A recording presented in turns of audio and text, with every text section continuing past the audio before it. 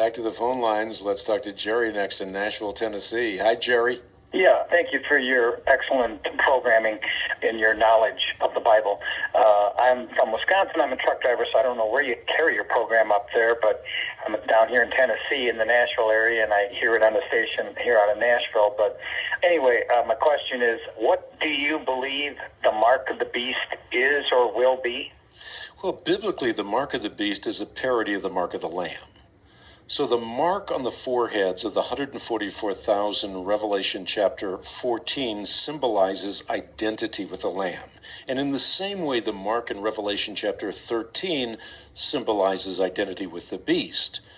So a lot of people think that this is some kind of a physical mark, but when Jesus says that to him who overcomes, he will write the name of my God and the name of the city of my God, and I will also write on him my new name, we intuitively realize that Jesus isn't going to do that with some kind of a magic marker.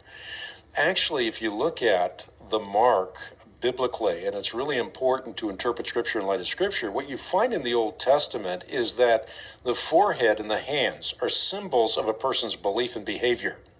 You find that in passages like Exodus 13, Deuteronomy 6, Ezekiel 9, and the like.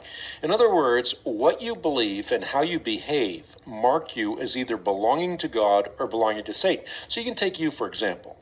People in your field will know whether you belong to God or you belong to Satan by what you do and the worldview that you adhere to.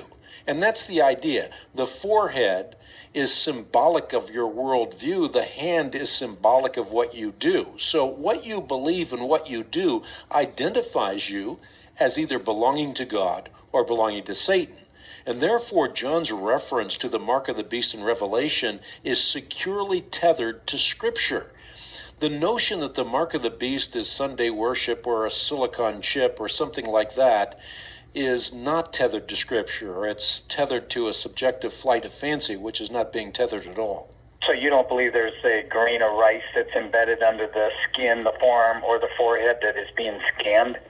Well, whether or not it is a reality is not the point here. The point that I'm making is that if it were a reality, this would not be the mark of the beast, because the mark of the beast is identification with the beast. The mark of the Lamb is identification with Jesus Christ, who is the Lamb. So the language itself is symbolic.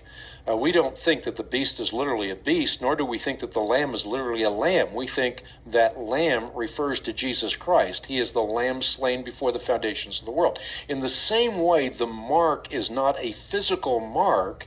It is you are marked out as either belonging to God or belonging to Satan, and what you do in your worldview identifies you as belonging to one or the other. So again, your fellow truck drivers don't have to wonder whether you are marked by the Lamb or marked by the beast, because your worldview and what you do gives you away already.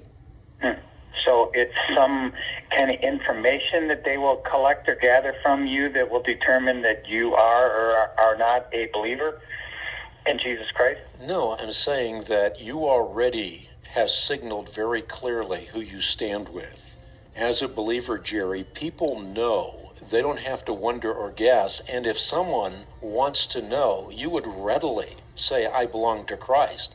And if someone said to you, Jerry, I'm going to kill you if you don't deny your Lord, you would say, kill me, because I ultimately am not living for earthly vanities, but eternal verities. So you're not trying to hide the fact that you're a Christian. You want your light to shine so that men know that you are of Christ. You're not hiding your light under a bushel. You're putting it on a stand so everyone in the world can see.